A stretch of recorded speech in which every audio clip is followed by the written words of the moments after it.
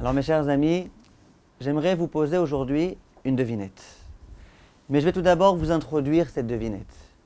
On raconte qu'un jour il y avait dans un immense Beth Midrash, dans lequel il y avait des illustres Talmidei Chachamim qui étudiaient, une question très difficile qui s'est posée. C'est la question que je vais vous poser à présent. Et voilà qu'il y avait un petit enfant, il s'appelait Shmuel, qui est devenu de nombreuses années après un immense Talmid Chacham qui s'appelait Rabbi Shmuel de Salant. Il se trouvait dans ce Beth Midrash. Il avait à ce moment-là l'âge de 9 ans. Il a entendu la question qui a été posée et qui perturbait beaucoup tous les grands sages qui se trouvaient dans le Beth Midrash. Et il a proposé lui-même une solution. C'est celle que j'attends que vous trouviez. Quelle est la question qui a été posée? Vous savez que dans le traité de Makot, en page He Amud Bet, en page 10, il est écrit la chose suivante. Il y a eu une marloquette entre Chachamim et les Tzedokim. Les Chachamim disaient qu'au sujet des Edim Zomemim, il y a une certaine loi qui est en vigueur. Et les Tzedokim n'étaient pas d'accord avec eux.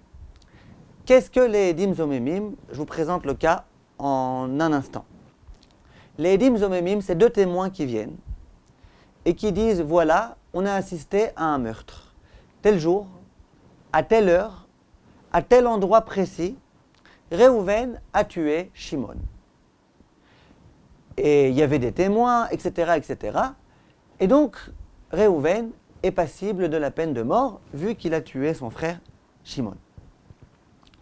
Ça, c'est le témoignage qu'ont témoigné deux hommes. Le lendemain, il y a deux autres témoins qui viennent, qui s'adressent au Beth Din et qui disent, ces deux premiers témoins, c'est des menteurs. Parce que comment ils peuvent dire que tel jour, à telle heure, ils ont vu de leurs propres yeux Réhouven tuer Shimon à tel endroit précis, alors que ce même jour, à cette même heure, ils étaient présents avec nous à un tout autre endroit. Donc ces témoins-là, c'est sûr que c'est des menteurs, ils racontent n'importe quoi. Voilà ce qui s'appelle les Edim Zomemim. Ça, c'est le sujet dont traite la Gemara de Makot dans le premier chapitre. Concernant les Edim Zomemim, il est écrit dans la Torah que la peine qu'on va devoir donner à ces témoins, c'est Va'asitem lo ka'asher zamam la'asot le'achiv. Vous devrez faire à ce témoin-là ce qu'il a voulu faire à son frère. Lorsque ces témoins-là ont témoigné contre Réhouven, en disant qu'il a tué Shimon, qu'est-ce qu'ils ont voulu lui faire? Le tuer? Eh bien, ces témoins-là, on va devoir les tuer. Viennent les Tzedokim et disent, que se passe-t-il? Si jamais Réhouven et Shimon, Réhouven a déjà été tué. Ça veut dire, je reprends le cas, les deux témoins sont venus dimanche. Ils ont témoigné que Réhouven a tué Shimon.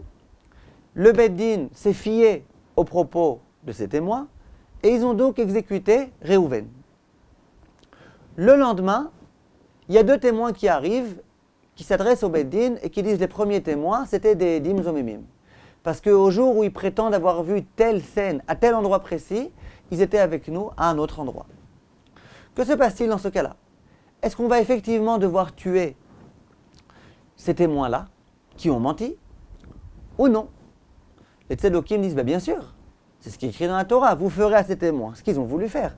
Ils ont non seulement voulu tuer Réhouven, mais ils l'ont même tué, parce que finalement, on l'a déjà tué, Réhouven.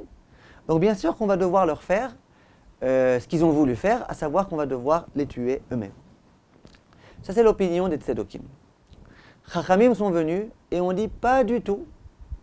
Si jamais ces deux témoins-là ont voulu tuer Réhouven, mais que finalement, Réhouven n'a pas encore été tué, parce que leur complot a été déjoué avant même qu'on ait pu tuer Réhouven, parce que les deux Edim, mes amis qui sont venus, les Ranzomim sont venus avant qu'on ait pu tuer Réhouven. Là, effectivement, on va devoir tuer ces deux témoins. Mais si jamais Réhouven a déjà été tué, alors là, non. Ça a l'air paradoxal, c'est incompréhensible, et d'ailleurs, tous les commentateurs vont essayer de comprendre le sens de cette chose-là. Mais disent Rachamim, c'est ce qui est écrit. il est écrit, vous leur ferez ce qu'ils ont voulu faire. Ka'asher zamam, ce qu'ils ont voulu faire. Ce qu'ils ont voulu faire et pas ce qu'ils ont fait. Lorsque ces deux témoins ont simplement voulu tuer Réhouven, mais qu'ils n'ont pas encore réussi à le tuer, parce qu'on ne les a pas encore écoutés, alors là, effectivement, on doit les tuer. Mais si jamais, non seulement ils ont voulu, mais qu'ils ont déjà exécuté ce qu'ils ont fait, ça veut dire qu'on s'est déjà fié sur leurs propos et qu'on a déjà tué Réhouven, alors là, non, ces témoins-là, on ne les tuera pas. À nouveau, c'est paradoxal, mais c'est la question que les Tzedokim vont poser et vont dire à Chachamim. Ils vont dire à Chachamim, a fortiori, si déjà, lorsqu'ils n'ont que voulu tuer Réhouven, on doit les tuer, a fortiori lorsqu'ils l'ont vraiment tué. Chachamim disent non. Quel est l'argument de Chachamim, en dehors du fait que dans le verset il est écrit ce qu'ils ont voulu faire, et donc on déduit ce qu'ils ont voulu et pas ce qu'ils ont vraiment fait. Mais ils ont une preuve. C'est qu'il y a écrit dans le verset Vasitem lo ka'asher zamam la'asot le'achiv. Vous lui ferez ce qu'il a voulu faire à son frère. Lorsque ces deux témoins-là ont témoigné contre Réhouven, il faut que vous lui fassiez ce qu'il a voulu faire à Réhouven, à son frère. Dit Rachamim, si on dit que c'est son frère, si on dit tu lui feras ce qu'il a voulu faire à son frère Réhouven, ça veut dire que Réhouven est encore en vie. Parce que si Réhouven n'était plus en vie, on dirait plus que c'est son frère. Lorsque je m'adresse à un juif et que je lui dis t'es mon frère, c'est mon frère tant qu'il est encore en vie. Quand il va mourir, c'est plus mon frère. Voilà l'argument de Chachamim. Donc lorsqu'il est écrit vous tuerez les témoins comme ils ont voulu faire à leur frère, ça sous-entend que leur frère est encore en vie. Sous-entendu, mais s'ils ont déjà exécuté ce qu'ils ont voulu faire, si on a déjà tué Réhouven, eh ben on ne doit pas les tuer, parce qu'il est écrit que vous le tuerez comme il a voulu faire à son frère.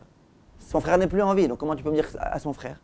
Donc on voit que le verset qui dit qu'il faut exécuter ces témoins-là ne parle que d'un cas où la personne contre laquelle ils ont témoigné est encore en vie. La preuve, c'est quoi? C'est qu'il y a écrit ton frère. Un frère, ça veut dire quelqu'un qui est en vie. Dans le Beth Midrash, quand on a étudié cette Sugiya, il y a une très forte question qui s'est posée. Parce que dans la paracha de Kitetse, lorsqu'on va nous parler du Yiboum, du Lévira, le Yiboum, en quoi consiste cette mitzvah? Une femme qui s'est mariée avec un homme. Ils n'ont pas réussi à avoir d'enfant, et avant qu'ils aient réussi à avoir un enfant, le mari meurt. Il y a une mitzvah qui s'appelle le Lévira, le Yiboum, qui consiste à demander au frère du mari de bien vouloir se marier avec sa veuve. De sorte à ce que le bébé qu'ils vont avoir, en quelque sorte, ça sera la continuation de cet homme mort qui n'a pas eu l'occasion d'avoir d'enfant. Lorsque la Torah nous parle de ce cas-là, la Torah nous dit la chose suivante.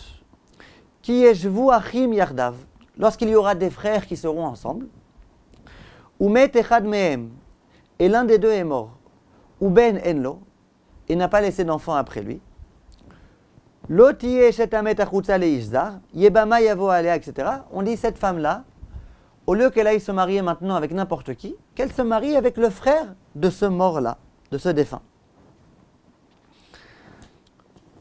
Ve'aya bechor asher teled, et Bezrat Hashem, on espère qu'elle pourra avoir un enfant. Le premier-né qui mourra, Yakum al-Shem Achiv Amet. En quelque sorte, il sera la continuation de son frère qui est mort. Je reprends, Al-Shem Achiv Amet. Ça sera la continuation, on lui donnera le nom du frère qui est mort. Du frère de qui? Du frère du mari. Comment on l'appelle? Du frère qui est mort. Demande des Chachamim au Beth Midrash, donc on voit très bien qu'un homme mort, on peut quand même dire que c'est un frère. La Torah, elle continue ensuite, et elle va dire,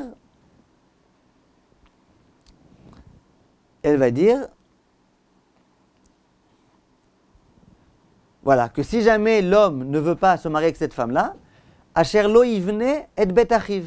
C'est un homme qui ne veut pas construire la maison de son frère. Et son frère, il est déjà mort.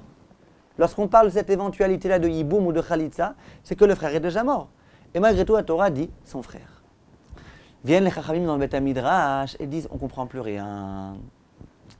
Ce qui va faire dire à Chachamim que pour qu'on puisse accomplir la mitzvah de Yiboum, c'est que, excusez-moi, ce qui va dire à Chachamim que pour qu'on puisse parler de Edim Zomemim, il faut forcément que la personne contre laquelle on a témoigné soit encore en vie, c'est le fait qu'il y ait écrit frère. Et lorsqu'on dit un frère, ça veut dire un frère vivant, un frère qui est encore en vie. Là, on voit que la Torah nous parle d'un homme qui est déjà mort, et malgré tout, on dit son frère le mort. Donc on voit que lorsqu'il y a écrit frère, ça ne signifie pas forcément la vie, parce que même un frère mort, on appelle frère. Comment comprendre ce qui se passe ici? Voilà, mes chers amis, la question qui a été posée au Beth Midrash. Et Reb Shmuel Misalant a réussi à trouver la réponse. Je vous laisse, mes chers amis, réfléchir. Ceux qui ont trouvé la réponse, qu'ils écrivent un commentaire. À la fin de la vidéo, en dessous, vous pouvez cliquer sur un commentaire. Écrivez en tant que commentaire la réponse que vous pensez, à laquelle vous pensez. Et puis ensuite, à la fin de la semaine, Bezrat Hashem, on publiera les bonnes réponses. Ceux qui ont réussi à trouver une bonne réponse, on la publiera. J'espère que vous serez nombreux, que ça vous fera bien réfléchir. C'est une question vraiment intéressante à laquelle Reb Shmuel le Salant a réussi à répondre à l'âge de 9 ans. Bonne chance, mes chers amis, et à très bientôt. Kol Tov.